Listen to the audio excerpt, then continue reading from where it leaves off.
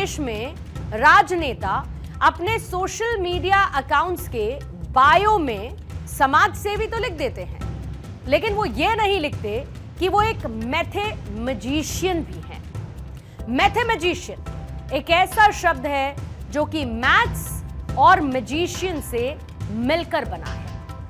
नेता मैथ्स का इस्तेमाल वोट पाने के लिए करते हैं और मैजिशियन वो इसीलिए हैं क्योंकि वो जनता के दिमाग से असली मुद्दों को गायब कर देते हैं और फिर अपने मुद्दे को चुपके से फिट कर देते हैं। बिहार में विधानसभा चुनाव से पहले राजनीतिक सरगर्मी तेज हो चुकी है और इसी बीच पटना के ऐतिहासिक गांधी मैदान में रविवार को वक्फ संशोधन कानून के खिलाफ मुस्लिम संगठनों ने विशाल रैली का आयोजन किया, जहां पर कई राजनीतिक पार्टियों के दिग्गज नेताओं ने मंच पर शिरकत की। इस सम्मेलन में कांग्रेस के वरिष्ठ नेता सलमान खुर्शीद थे, आरजेडी के नेता तेजस्वी यादव और एआईएमआईएम के प्रदेश अध्यक्ष अख्तरुल इमान, जो कि वक्फ संशोधन कानून को लेकर अपना इससे पहले भी तीखा विरोध जता चुके हैं। अब नेताओं ने इस कानून को मुस्लिम समुदाय के हित के खिलाफ बताते हुए इसे रद्द करने की मांग कर दी और दूसरी तरफ बीजेपी ने इसे समाजवाद में नमाजवाद की एंट्री बताया। पहले आपको ये बयान सुनवाते हैं, फिर उसके बाद खबर में बढ़ेंगे आगे। को लेकर तो मैं सुप्रीम कोर्ट भी जा चुका हूं। अब सुप्रीम कोर्ट क्या फैसला करेगा उसका इंतजार है।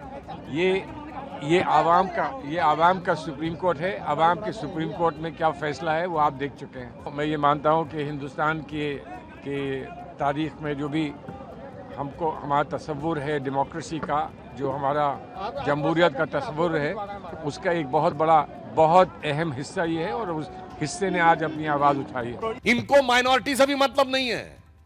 इन समाजवादियों को पहले तौलना है सियासत के तराजू पे कि कौन सी माइनॉरिटी। कांग्रेस को तौलना है सियासत के तराजू पे कि कौन सी माइनॉरिटी का वोट बैंक हल्का नजर आ रहा है और किसका भारी नजर आ रहा है। तब मुल्ला मौलवियों के आगे नतमस्तक होके समाजवाद को मुल्ला मौलवियों के आगे नतमस्तक होने वाले नमाजवाद में कन्वर्ट कर देना है। ये एनडीए भाजपा की सरकार जाने वाली है। गरीब आवाम की सरकार बनेगी तो इस बिल को, इस कानून को बिहार राज्य जो है कूड़े के दान में फेंकने का काम करेगा। बिहार में किसी भी कीमत पे इस कानून को हम लोग लागू नहीं होने देंगे। इंडी गठबंधन के बिहार के नेता तेजस्वी यादव ने कहा कि हम संसद से पारित एक कानून को कूड़ेदान में फेंक देंगे। यह बहुत गंभीर विषय है। उन्होंने वक्फ बोर्ड के कानून के लिए कहा कि हम इसको कूड़ेदान में फेंक देंगे, जबकि वह भारत की संसद के दोनों सदनों से पारित है, कोर्ट में विचाराधीन है। एक नहीं आधा दर्जन हाई कोर्ट के जजमेंट बहुत स्पष्ट रूप से इलाहाबाद हाई कोर्ट और कलकत्ता हाई कोर्ट के जजमेंट उनके पक्ष में है। इसका अर्थ यह हुआ कि न संसद का सम्मान न न्यायपालिका का सम्मान, वोट बैंक की चाहत में जो कुछ बोला गया है तेजस्वी यादव और इंडी गठबंधन के अन्य नेताओं के द्वारा, उससे साफ है कि यह संविधान को कूड़ेदान में फेंकने की 50 साल पुरानी मानसिकता से बाहर नहीं आ पा रहे हैं। अब इन बयानों को सुनने के बाद एक आम भारतीय नागरिक को यह लगेगा कि यह विवाद बिल्कुल साफ है। केंद्र सरकार एक ऐसा कानून लेकर आई जिसके खिलाफ विपक्ष के नेता विरोध कर रहे हैं और क्योंकि ये नेता विरोध कर रहे हैं इसीलिए बीजेपी इसे समाजवाद में नमाजवाद की घुसपैठ बताती है। लेकिन जैसा कि मैंने आपको ये पहले ही कहा था कि हमारे नेता मैथमेटिशियन भी हैं और इसीलिए आपको इस विवाद की एक मैथमेटिकल इक्वेशन भी जरूर देखनी चाहिए।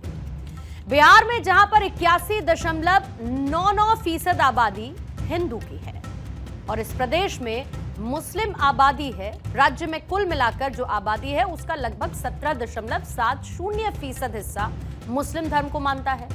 राज्य में ईसाई धर्म को मानने वाले लोगों की संख्या 1% से भी कम है। राज्य में ईसाइयों की कुल आबादी का महज 0.05% है। यानी कि ये पूरी की पूरी लड़ाई इस 18% वोट बैंक की है। बिहार में मुस्लिम वोट बैंक की ताकत को इन आंकड़ों से समझा जा सकता है कि बिहार की 243 सीटों में से कुल 47 सीटें ऐसी हैं जहां पर यही वर्ग यानी कि मुस्लिम निर्णायक भूमिका निभाते हैं। यानी 47 सीटों पर मुस्लिमों की तादाद 50% है और वहीं 11 सीटों पर मुस्लिम वोट 40% के आसपास है। सीडीएस के आंकड़ों पर अगर हम गौर करेंगे तो पिछली बार के जो विधानसभा चुनाव हुए उसमें मुस्लिम वोटर्स ने महागठबंधन को खुलकर वोट किया। उन्हें मुसलमानों को करीब 77% वोट उन्हें हासिल हुआ और इसके अलावा मुस्लिमों का करीब 11% वोट ओवैसी की पार्टी यानी एआईएमआईएम को मिला था और बाकी जो 12% मुसलमान थे उनका जो वोट था वो जेडीयू, बीजेपी और साथ ही बसपा के खाते में गया था। और यही वो पूरी की पूरी कैलकुलेशन है जिसके हिसाब से विपक्ष को वो सीटें मिलना एक गारंटी की तरह बन जाता है जहां पर मुस्लिम आबादी ज्यादा है और विपक्ष यही चाहता है कि उनका यही वोट बैंक इंटैक्ट बना रहे। अब आपको इस खबर का एक दूसरा एंगल भी समझना चाहिए। आज हम एक मिलावटी युग में रहते हैं। हमारे चारों तरफ तमाम चीजें हैं वो मिलावटी हैं, यानी कि खाने में मिलावट है और बाकी दूसरे सामानों में भी मिलावट है। ठीक इसी तरीके से हमारे देश की पहचान में लिखा हुआ पहला शब्द धर्मनिरपेक्ष राजनीति की डिक्शनरी में मिलावटी धर्मनिरपेक्ष बन चुका है। यानी कि पॉलिटिक्स में धर्मनिरपेक्षता लगभग खत्म हो चुकी है क्योंकि अब मामला वोट बैंक का बन चुका है। इसे आप इस तरीके से समझिए कि जिस दौर में कांग्रेस सरकार वक्फ बोर्ड को लगातार मजबूत कर रही थी उसे उस तरीके की ताकत दी जा रही थी और उस वक्त भारत के बाहर दूसरे देशों में इसे खत्म किया जा रहा था। मसलन Turkey, Egypt, Algeria, Morocco, Tunisia, Russia, France, यहां पर वक्त की प्रॉपर्टी को, संपत्ति को सरकार ने अपने अंडर में ले लिया था, यानी कि अंडर गवर्नमेंट कंट्रोल। कांग्रेस की सरकारों ने वक्फ को बेहिसाब, इस बोर्ड को बेहिसाब ताकत तो दे दी, लेकिन इससे एक आम मुसलमान को क्या फायदा हुआ? देश में वक्फ की प्रॉपर्टी तो लगातार बढ़ती रही, लेकिन देश के करोड़ों आम मुसलमानों के पास आज भी खुद की कोई जमीन नहीं है। आम मुसलमानों के पास खुद के घर भी नहीं है, लेकिन वक्फ की प्रॉपर्टी लाखों करोड़ों की हो चुकी है। साल 2006 में जब सच्चर कमेटी की रिपोर्ट आई तो उसने ये बताया कि वक्फ के पास 4.9 लाख रजिस्टर्ड प्रॉपर्टी है, जो कि करीब 6 लाख एकड़ जमीन है। इसकी मार्केट वैल्यू करीब 1.2 लाख करोड़ रुपए की। सच्चर कमेटी ने बताया कि इस पूरी जमीन से अगर कमाई की बात करें तो करीब 12,000 करोड़ रुपए तो मिलने ही चाहिए, लेकिन वक्फ बोर्ड उस वक्त अपनी प्रॉपर्टी का सालाना प्रॉफिट 163 करोड़ रुपए दिखाता था। यानी कि वक्फ बोर्ड में एक बड़ा खेल चल रहा था और ऐसा खबरों में कई बार सामने भी आता रहा, जैसे कि वक्फ बोर्ड का फायदा जो कि आम मुसलमानों को मिलना चाहिए था, वंचित मुसलमानों को मिलना चाहिए था, वो दरअसल उन मुसलमानों को मिल रहा था जो कि प्रभावशाली थे, पावरफुल थे, जैसे कि उत्तर प्रदेश में अतीक अहमद, मुख्तार अंसारी। ये लोग वक्फ की प्रॉपर्टी पर अपने होटल्स बनवा रहे थे, अपना प्राइवेट बिजनेस शुरू कर रहे थे। यानी कि वक्फ की प्रॉपर्टी पर इन लोगों ने अपनी मोनोपोली को स्थापित कर लिया था और यही वजह है कि वक्फ को लेकर समय समय पर यह बात उठती रही कि इसमें बड़े बदलावों की जरूरत है। और अब जब सरकार इसमें कुछ बदलाव करके इस पूरे के पूरे प्रोसेस को रीस्ट्रक्चर करना चाहती है, तब यही लोग इन्हीं आम मुसलमानों को, वंचित मुसलमानों को भड़काकर विरोध करवा रहे हैं। ये लोग आम मुसलमानों को ये बताते हैं, एक नैरेटिव सेट करते हैं कि सरकार वक्फ बोर्ड में इसी संशोधन के जरिए उनकी मस्जिद, उनके कब्रिस्तान, उनके मदरसे उनसे छीन लेना चाहती है। लेकिन ये बात पूरी तरीके से झूठ है। वक्फ संशोधन कानून में जो बातें लिखी गई हैं वो आपको रिवाइज करवा देते हैं।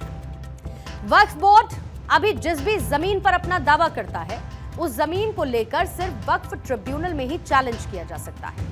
लेकिन इस नए कानून के तहत वक्फ के दावे को रेवेन्यू कोर्ट, सिविल कोर्ट और हाई कोर्ट में भी चैलेंज किया जा सकता है। दूसरी बात यह है कि जो जमीन दान में नहीं दी गई, उस जमीन पर अब वक्फ बोर्ड अपना दावा नहीं कर पाएगा। अब इससे भी भला किसी को क्या आपत्ति होनी चाहिए। वक्फ बोर्ड में अभी महिलाएं और गैर मुस्लिम इसके सदस्य नहीं हो सकते, लेकिन इस नए संशोधन के बाद इस बोर्ड में महिलाएं और गैर मुस्लिम भी इसके सदस्य बन सकते हैं। और इस नए संशोधन से किसी को क्या तकलीफ होनी चाहिए। अभी वक्फ बोर्ड में संपत्ति विवाद को लेकर कोई स्पष्ट प्रक्रिया नहीं है, लेकिन इस नए संशोधन के बाद अब जिला कलेक्टर स्तर पर एक अधिकारी संपत्ति के विवाद पर सर्वे कर सकता है, अपनी रिपोर्ट पेश कर सकता है। यानी कि सिर्फ करप्शन और एक मोनोपोली को रोकने के लिए सरकार आज जो स्टेप्स ले रही है, इसमें कुछ लोगों की बेचैनी बढ़ रही है। ये लोग आम मुसलमानों को गुमराह करके एक बड़ा हंगामा खड़ा करना चाहते हैं। और हमारे वक्फ को लेकर किए गए इस विश्लेषण से आप ये समझ सकते हैं कि वक्फ की मिठाई तो दरअसल कोई और ही खा रहा है, लेकिन आम मुसलमानों से ये कहा जा रहा है कि आपके हिस्से की मिठाई सरकार छीन लेना चाहती है। और ये राजनीति का वो जादू है जिसमें एक आदमी हिप्नोटाइज हो जाता है। यानी कि अब आप ये समझ सकते हैं कि पहले तो नेता मैथ्स का इस्तेमाल करके, कुछ कैलकुलेशंस करके एक वोट बैंक को अलग करते हैं, फिर उस वोट बैंक पर अपनी सियासत का जादू चलाते हैं। और इसीलिए आज हम इन नेताओं को मैथमेटिशियन कह रहे हैं। और ये मैथमेटिशियन सिर्फ बिहार में नहीं है, बल्कि ये मैथमेटिशियन हर राज्य में पाए जाते हैं। आप बिहार के पड़ोसी राज्य उत्तर प्रदेश में इसका एक उदाहरण देख सकते हैं, जहां पर बीते दिनों इटावा में एक ऐसा विवाद हुआ जिसने ब्राह्मणों और यादवों को एक दूसरे के आमने सामने लाकर खड़ा कर दिया। अब कुछ नेता इस विवाद को खत्म करने की जगह इसमें अपना कैलकुलेटर लेकर बैठ गए हैं। समाजवादी पार्टी के अध्यक्ष अखिलेश यादव ने इसी मामले को एक्सटेंड करते हुए बाबा बागेश्वर धाम के धीरेन्द्र शास्त्री पर कथा वाचन के लिए मोटी फीस लेने और अंडर टेबल पैसे लेने के गंभीर आरोप लगा दिए। अब इसके जवाब में बीजेपी ने क्या काउंटर रखा है, आप वो भी सुन लीजिए। कई कथावाचक हैं जो 50 लाख रुपए लेते हैं। कोई किसी की हैसियत है कि धीरेन्द्र शास्त्री को बुला ले अपने घर कथा के लिए? कोई अंडर टेबल लेगा वो बाबा पैसे? आप पता करवा लीजिए, अंडर टेबल नहीं लेते हैं वो धीरेन्द्र शास्त्री। क्या कथा वाचने की पता कितनी कीमत होगी उनकी? फ्री थोड़े नहीं। धीरेन्द्र कृष्ण शास्त्री तो बहाना है, मकसद सनातन की भावनाओं को ठेस पहुंचाना है, मजहबी तुष्टीकरण के भरोसे गोलबंद कराना है। अखिलेश यादव जी जानबूझ करके धीरेन्द्र कृष्ण शास्त्री के बहाने देश के तमाम साधु संत कथावाचकों का अपमान करने की चेष्टा कर रहे हैं, क्योंकि उनको लगता है कि इनके इस अपमान से एक मजहबी गोलबंदी होती है, मजहबी तुष्टीकरण होता है। और इसीलिए जानबूझ करके उनकी पार्टी के नेता कभी धर्म ग्रंथों को लेकर टिप्पणियां करते हैं, कभी साधु संतों को लेकर टिप्पणियां करते हैं, कभी भगवा पर टिप्पणियां करते हैं और कभी कथावाचकों को लेकर के, जाति को लेकर के टिप्पणियां करने का काम करते हैं। अखिलेश यादव जी, आपकी ये कोशिश समाज को बांटने वाली है, विभाजनकारी है। इस कोशिश से समाज को केवल नुकसान पहुंचता है और आपको भी कोई फायदा नहीं मिलने वाला। इसलिए धर्म पर, सनातन पर, समाज पर इस तरह की टिप्पणियां करना बंद करिए। अब आपको ऊपर से देखने में लगेगा सही तौर पर कि भाई ये विवाद तो जाति का विवाद है, लेकिन अगर राजनीति का ये मैजिक टच हटाकर आप देखेंगे तो आपको कहानी क्रिस्टल क्लियर हो जाएगी। उत्तर प्रदेश में दरअसल सवर्ण जाति के लोग करीब 18% हैं। ओबीसी की आबादी 42% की है, दलित 21% है, मुस्लिम आबादी 19% है। सवर्णों के वोट बैंक पर बीते 10 से 15 सालों से बीजेपी की एक तरफा पकड़ है। अब ओबीसी की अगर हम बात करेंगे तो इस ग्रुप का जो वोट है वो बटा हुआ है। मौजूदा समय में समाजवादी पार्टी और एनडीए की बराबर की पकड़ इस ओबीसी वोट बैंक पर है। और जहां पर एक ब्राह्मण और यादव का सवाल है तो दोनों की आबादी आंकड़ों में लगभग बराबर है। जैसे कि उत्तर प्रदेश में ब्राह्मण भी 10% हैं और यादवों की संख्या भी 10% की है। साल 2022 के जब विधानसभा चुनाव हुए तो उसमें सबसे ज्यादा जिस जाति के विधायक जीते वो ब्राह्मण जाति के ही थे।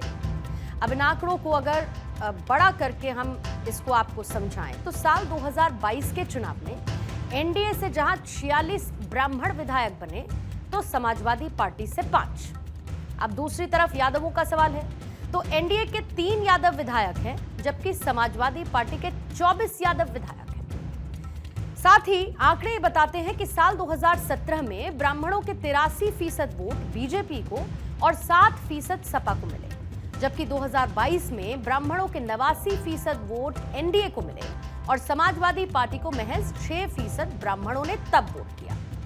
दूसरी तरफ साल 2017 जब यादवों के 10% वोट बीजेपी को गए और 68% वोट सपा को मिले। साल 2022 में जहां यादवों की हम बात करें तो 12% यादवों ने बीजेपी को, जबकि 83% ने समाजवादी पार्टी को वोट किया था। अब इन नंबर से आप ये साफ साफ समझ सकते हैं कि ये लड़ाई 2311 स्क्वायर किलोमीटर के इटावा में हुई किसी एक घटना की नहीं है, बल्कि 2,41,000 स्क्वायर किलोमीटर के उत्तर प्रदेश में फैले हुए 10-10% ब्राह्मण और यादव वोट बैंक की है। ये दोनों ही दल अपने इस 10% को किसी के साथ शेयर नहीं करना चाहते और इसीलिए जो लड़ाई पास के किसी थाने या चौकी में एक दरोगा के निपटाने से खत्म हो सकती थी, सिर्फ एक थाने में की गई कानूनी कार्रवाई से खत्म हो सकती थी, वो आज पूरे प्रदेश में लाखों यादव और लाखों ब्राह्मणों के बीच की लड़ाई बना दी गई है। और ये सब कुछ करने वाले हैं हमारे मैथमेटिशियन। ये जादू नहीं तो और क्या है। उत्तर प्रदेश में आज हजारों समस्याएं होंगी। सरकार ने खुद बताया कि उत्तर प्रदेश में लगभग 38 लाख पंजीकृत बेरोजगार हैं। इसमें लाखों यादव और ब्राह्मण भी होंगे। लेकिन आज आप राजनीति का जादू देखिए।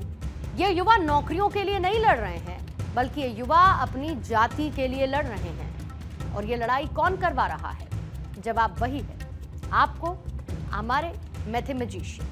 जनता को अब ये सोचना चाहिए और नेताओं के इस मुद्दे वाली गेंद को अपने मुद्दों के हिट से समाधान की बाउंड्री को पार कराना होगा।